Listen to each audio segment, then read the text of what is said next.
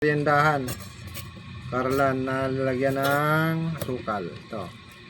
Lalagyan mo dyan. Tapos tatakpan.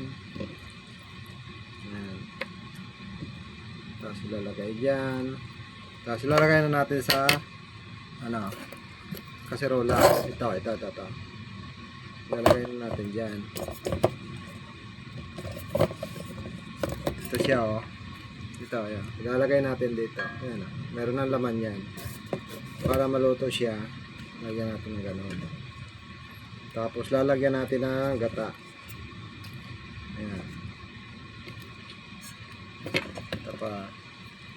Ayan, ang laki, oh. Ilalagay natin yan dyan. Ayan.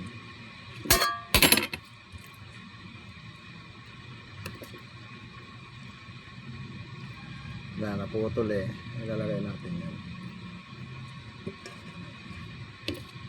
Tapos ito may takip. Ayan. Tapos lagyan natin sa bra. Tapos lagyan natin ng sukal.